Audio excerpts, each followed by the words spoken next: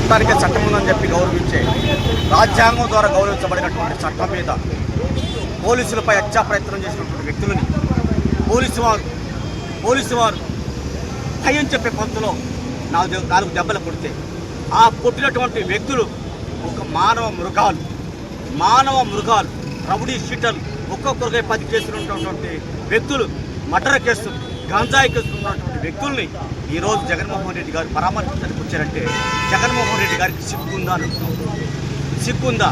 అసలు ఆ మాట అంటానికి కూడా బాధ. ఎందుకంటే రాజశేఖర రెడ్డి గారు అంటే మా గౌరవం.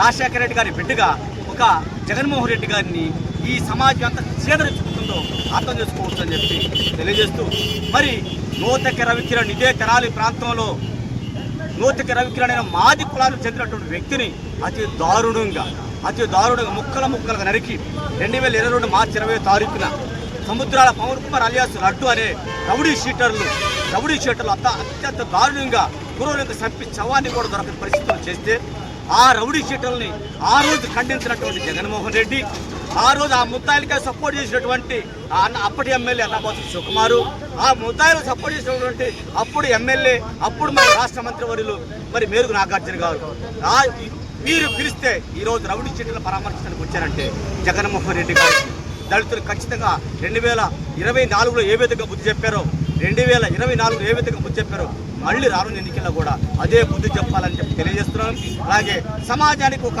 విజ్ఞప్తి చేస్తా ఉన్నాను. అయ్యా, సమాజంలో ఉండే ఒకలారా దయచేసి ఏఎస్ఎన్ కాలేజీలో చేరకండి. ఏఎస్ఎన్ కాలేజీలో చెప్తున్నటువంటి పాఠాలు, గంజాయి ఏ విధంగా సేవించాలి, గంజాయి ఏ విధంగా అమ్మాలి, మటర్లు ఏ విధంగా చేయాలి, బట్టల నుంచి ఏ విధంగా తప్పుకోవాలి, ఇలాంటి క్లాసులు ప్రత్యేకంగా అన్నాబత్రి సుకుమార్ గారే చెప్పిస్తున్నారు. దయచేసి ఈ కేసుల్లో జగన్మోహన్ రెడ్డి వీరికి సపోర్ట్ చేస్తే ఖచ్చితంగా జగన్మోహన్ రెడ్డికి బుద్ధి చెబుతాం. ఇప్పుడున్న పరిస్థితుల్లో జగన్మోహన్ రెడ్డి వెంటనే తెనాలి ప్రాంతం నుంచి వెళ్ళకపోతే ఉద్యమాలు ఉధృతం చేస్తాం. ఖచ్చితంగా శివకుమార్ని ఆ మేరుగు నాగార్జుని ముద్దాయిలుగా రోడ్డు మీద గీత గీసి నిలబెడతామని చెప్పి తెలియజేస్తూ, జగన్మోహన్ రెడ్డి కబడ్డార్ గో బ్యాక్, లేకపోతే నీకు బుద్ధి చెబుతాం, ఉద్యమాల ద్వారా బుద్ధి చెబుతామని తెలియజేస్తూ ముగిస్తా ఉన్నాను.